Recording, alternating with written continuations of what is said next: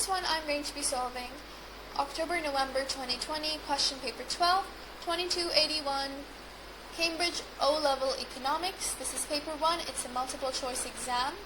It's important that you read these instruction and informations on the cover page of the exam paper before you're starting.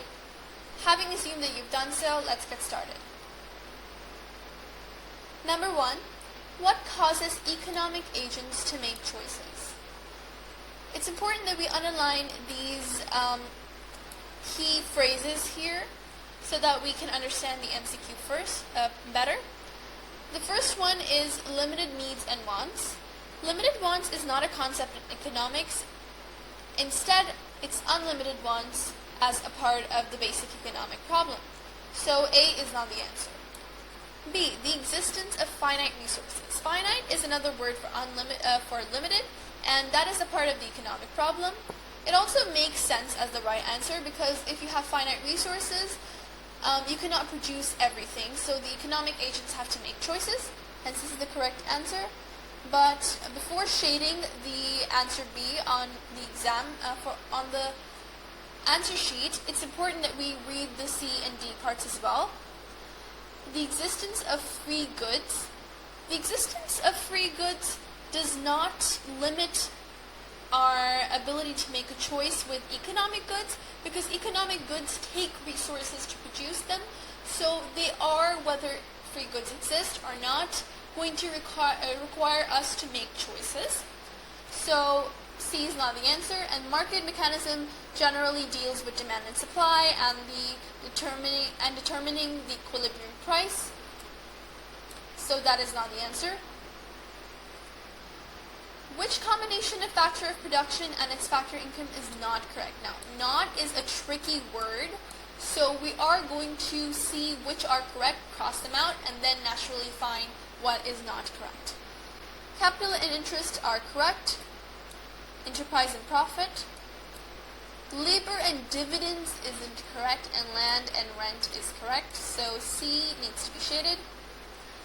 The diagram shows a production possibility curve. Now, there's always and mostly a production possibility curve in every paper, and it's a very important topic and usually comes with a diagram. So it's really, really essential for you to understand how to use and how to work out your way on a diagram. So you should know that. The country moved from position X to Y. I can draw an arrow here on the PPC. What is most likely reason for this change? Now, what is happening here?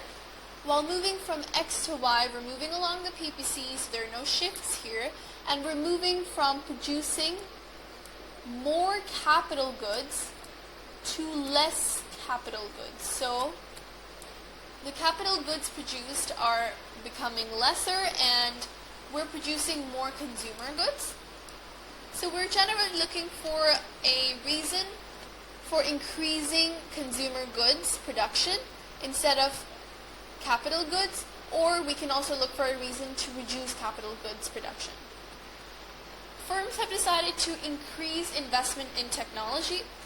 Well, increasing investment in technology is going to improve and instill or trigger the production for capital goods. So that is not the answer when we're decreasing the production of capital goods. New economic resources have been discovered in the country. Whenever the quantity or quality of the factors of production or the resources in a country are affected, there is a shift. And there is no shift, there's a movement. There are two concepts that students often confuse with each other, so it's important to make a distinction here. C, the government has brought about an increase in living standards.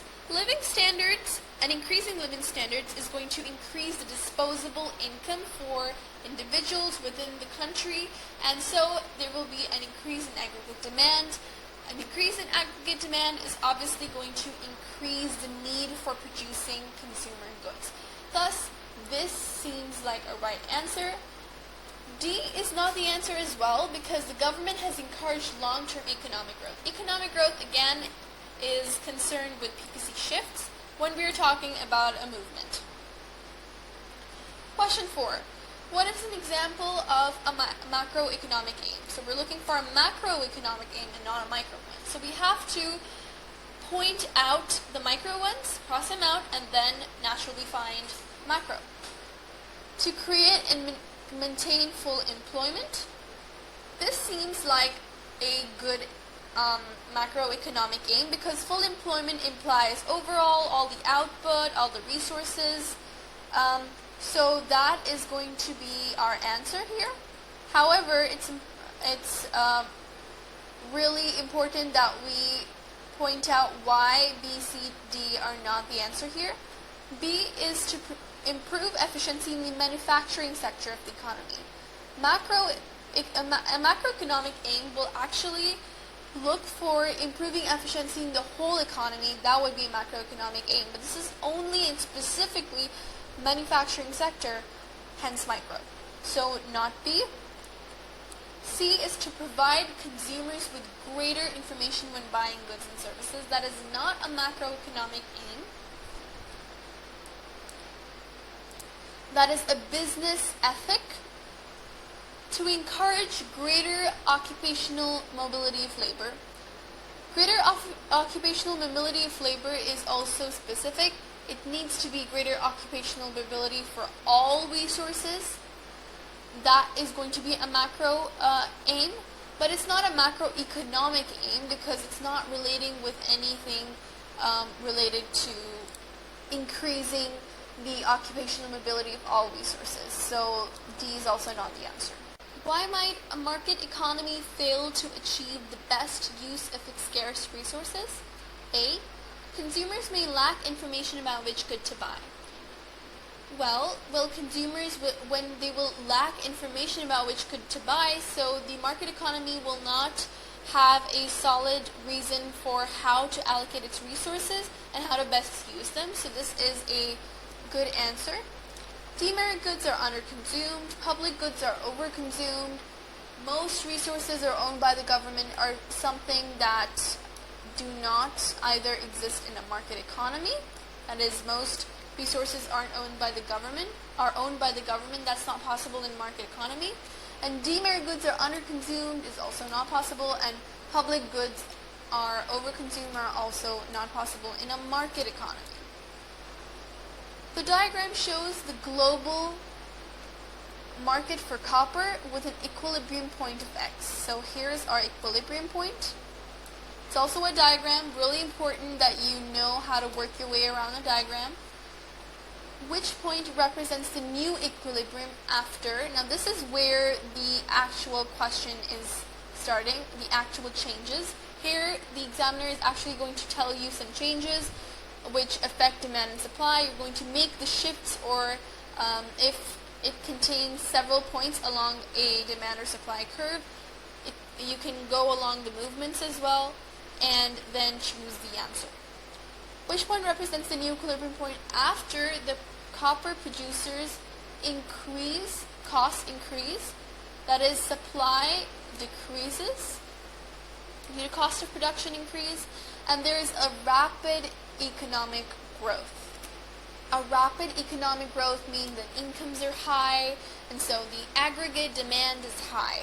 So demand increases as well. So first of all, we're going to make a supply leftward, rightward shift, not leftward. So it's going to come right here. Supply is decreasing, so it's going to take a leftward shift and not a rightward one. So it's going to come here. And after the demand shifts rightward as well because it's increasing, it's going to land on point A. Hence, A is our answer. 7. The diagram shows supply curve for good. Now here, they're giving us different points and they're giving us an axis.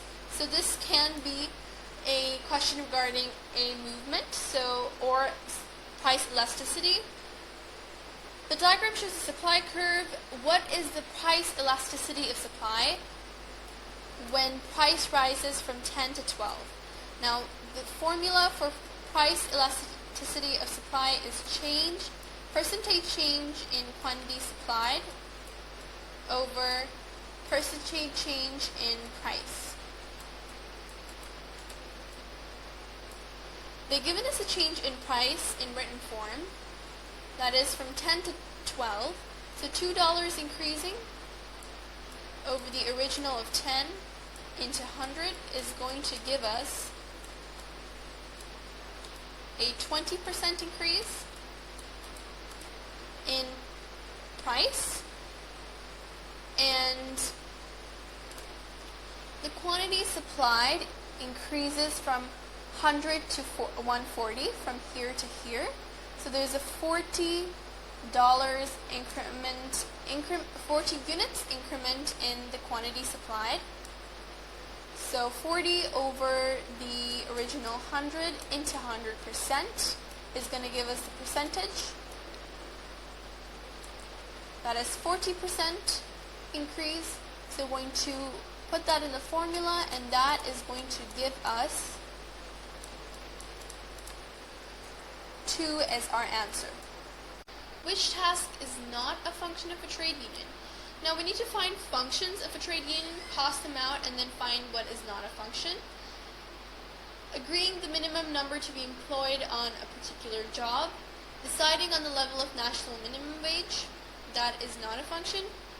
And all the others are, so we're going to circle B. What does not have an effect on wages in a free market economy? So we're going to circle the factor which does not affect wages. Danger levels in the workplace does affect. Government regulations do not affect wages. And the number of people willing and able to work, that is the supply of particular labor. Then the years of training required is also a factor that influences wages, so B is the correct answer. 10. The table shows how household spending changes with income. What is the lowest level of income at which savings are positive? So we need to find the difference of these income and spending, which is going to be saving. We can either make a separate column here, or we can just write it beside each row. We're going to calculate the savings, and then wherever savings are first to be positive, the lowest level of incomes at which savings are positive, we're going to circle that. So I'm going to calculate it. I've stopped here because this was minus 150, this was negative 75, and this is 100. So 3600 is the level of income at which, lowest level of income at which savings are positive. What can a central bank increase in order to reduce consumer borrowing? Well, borrowing is closely related with interest rates. So if there will be an increase in interest rates, people will borrow less because they'll have to pay more interest if they did borrow. So the rate of interest is right here. The exchange rate, the government spending, and the commercial bank deposits are all that do not matter in this case. The table shows the output and the total cost of a small firm. What is the average fixed cost of producing 10,000 units? Fixed cost is a cost that doesn't change, and a cost that remains even if there is 0 units of output. So this is the total fixed cost. And if there is 10,000 units production, then the total fixed cost, then the average fixed cost will be 50,000, that is the total fixed cost, over the total units of outputs produced. So 50,000 over 10,000 is going to give us the answer of $5.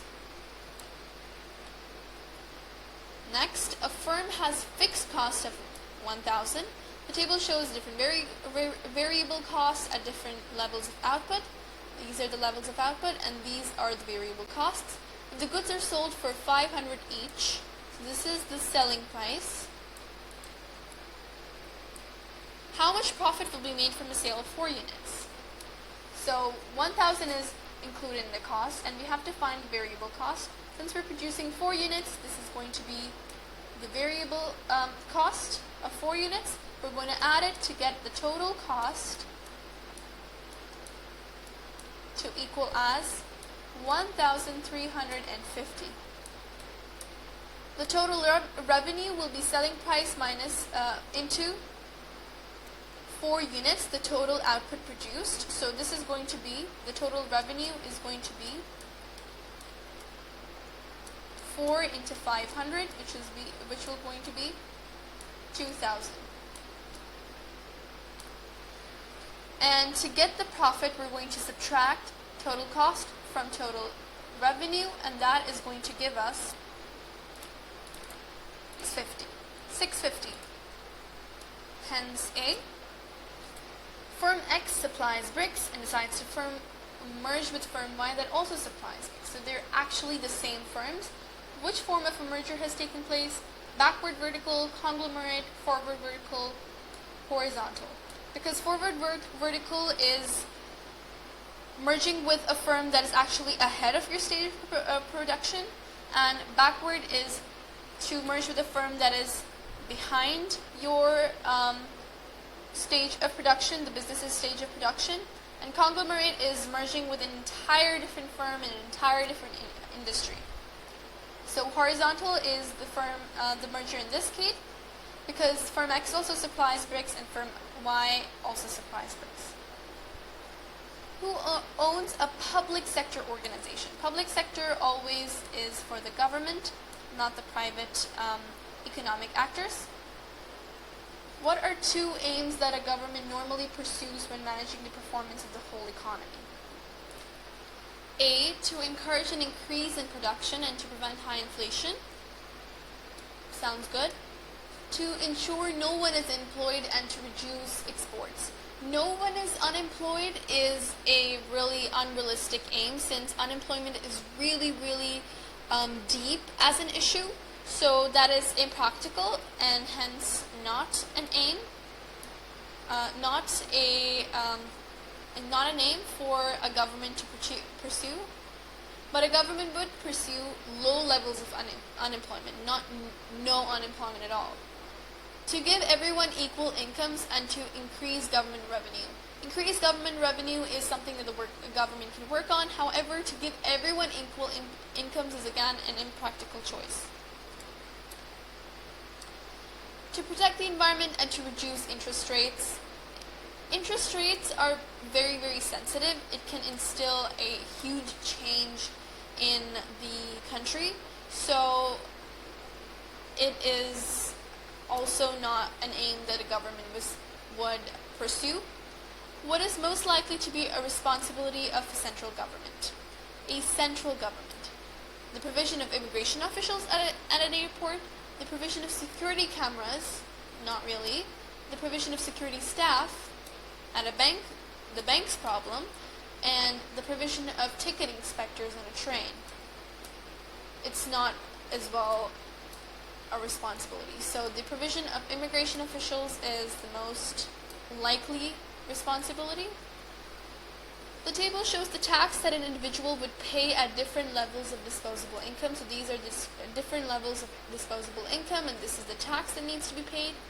What type of tax is shown? Corporation tax? No, because this is not levied on the profit or on a firm.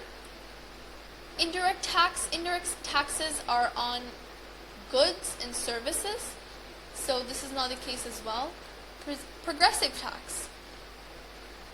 This is the answer, since as you increase the disposable income, the tax levied also increases.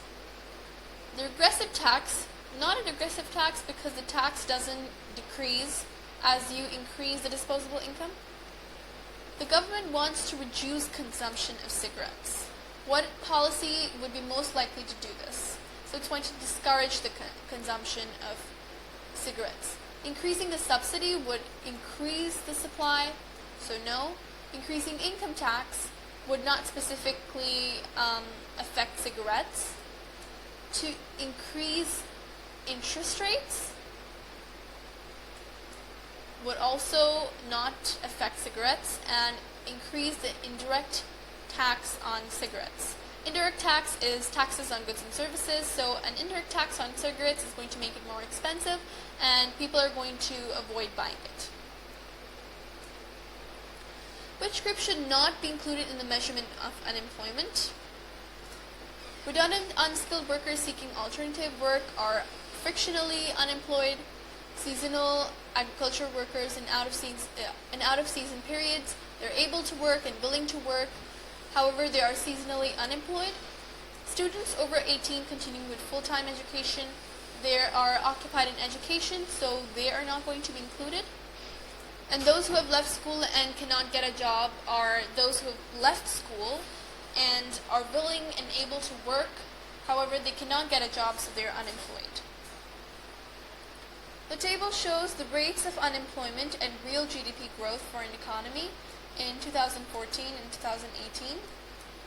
Which combination of policy measures would be most effective in returning the economy to the 2014 level of economic activity? Now, in 2014, the rate of unemployment was 3 and it has increased to 10% in 2018, so the unemployment has increased, and the rate of real GDP growth has decreased. So there's a negative impact in both ways.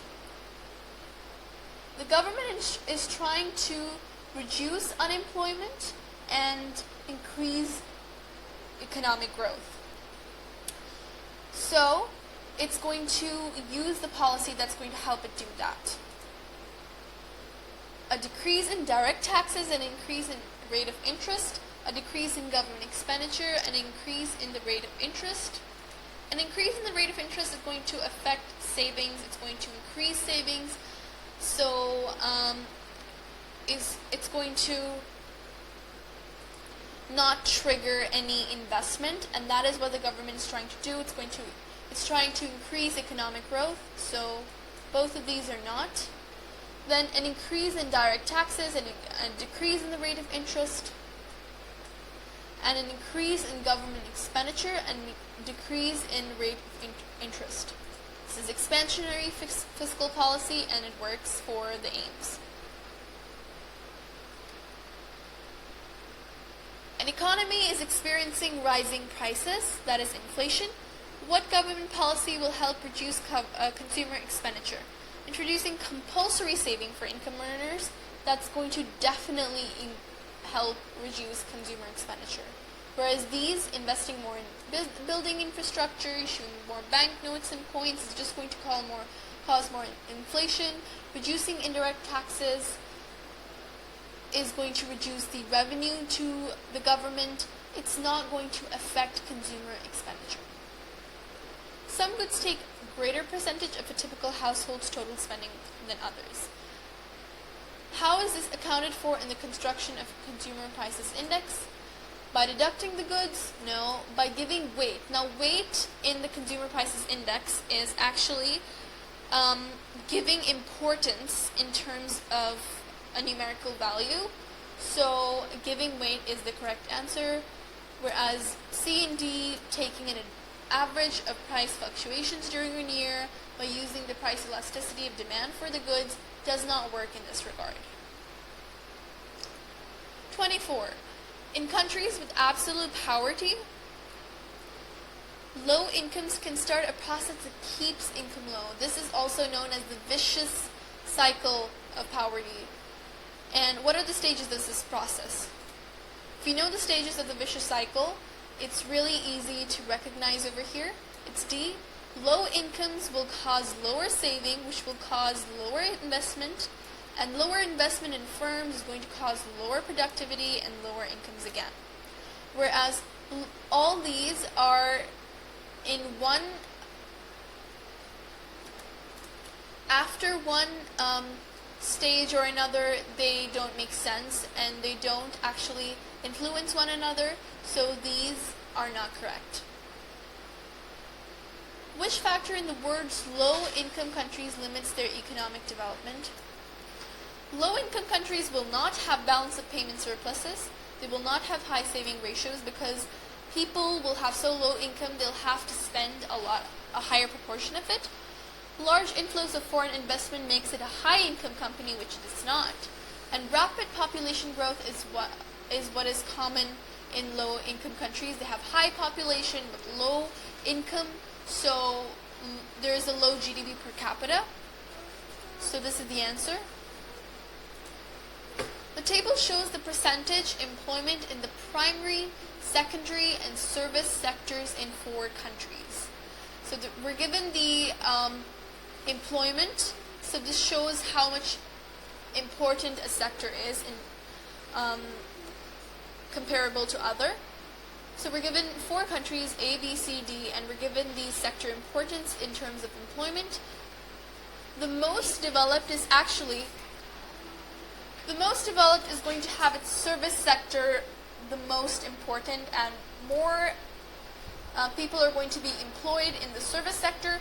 The highest employment here is 55 of the service sector, and so A is the right answer. The primary sector is the lowest, the second sector is a middle value, whereas these are very unbalanced and they are not in the same spread of data as this, spread of employment as this.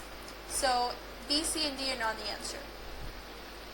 What causes the birth rate to fall in a country? Now, birth rate, by definition, is the number of live births per 1,000 people of the population. So we're looking for a cause for the birth rate to fall. When fewer women work, then obviously the birth rate is going to be high. Traditional methods, they're going to be early marriages. More children will be born, so the birth rate will be high this way. Hence, A is not the answer. Infant mortality. Now, infant mortality is also defined as the number of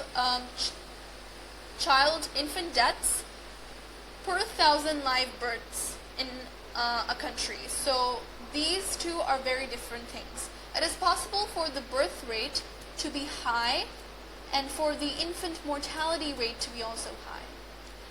Infant mortality is after the children are born, how many children are actually dying.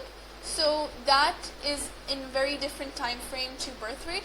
So it is possible, again, for infant mortality to be high as well as the birth rate to be high. For example, in the country Pakistan, the birth rate is high as well as the infant mortality rate. So there is no correlation to birth rate and infant mortality rate. It is a very confusing one. D, the optimum population increases. Now, optimum population increases when there is a higher birth rate, so that is also not something that we can consider. Medical supplies and healthcare improve. Well, you might be thinking that, oh, medical supplies and healthcare improve, so there will be a lesser death rate. You'll be wondering, how does this affect birth rate? Well, there will be better medical supplies and healthcare improvements. Then obviously contraception is going to be better known and improved, and more females can opt that way. So birth control can be available, hence the birth rate can fall that way. A country wishes to increase a current account surplus on the balance of payments. What action would it take? Abolish an import quota is going to increase the amount of imports in a country, so that is not an option we can consider. Increase import tariffs is going to limit imports and hence cause a current account surplus. Remove export subsidies is going to discourage exports, and exports are going to decrease. It's not something that we're going after. Tax export producers is going to again cause the cost of production for exports to be high, and the exports supply will be contracted. So obviously this is not the answer. The table shows a country's exports and imports. Exports right here and services right here. The exports and imports of goods here and the exports and imports of services here.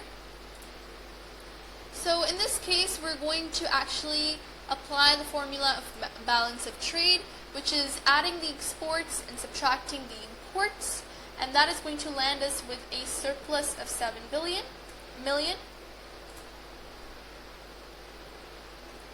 The diagram shows the value of countries' exports and imports of goods over 5 years. Between which 2 years did the country have an increase in value of imports and an improvement in its balance of trade? So we are looking for an increase in the value of imports. That is, the gray bar should be higher than the previous one, and it should imply an improvement in its balance of trade. It means that exports should always be higher than imports. And we can see the balance of trade is very, very positive in all of these. However, it should improve. So we are going to see that. 4 and 5 have a decrease in the value of imports. That is, the gray bar is reduced, is lesser in height than in year number 4. So this is not an option that we can go for.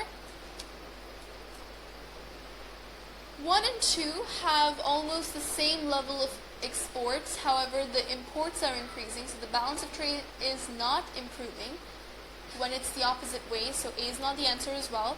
2 and 3, well, if we calculate it, we have an obvious increase in imports. However, the balance of trade in year 2 is 20 deduct around 17, so there's a $3 million balance of payment here, and there is a 25 deduct, say 23 or 24. You have around a $1 or $2 million balance of payment, so this is also not the answer. 3 and 4, if you calculate, this is 2, around 2 and 1. And this, if you calculate 30, and this is 25, so this is 5, clearly a higher number. So an improvement in its balance of trade and an increment in the imports. We can see clearly from the graph.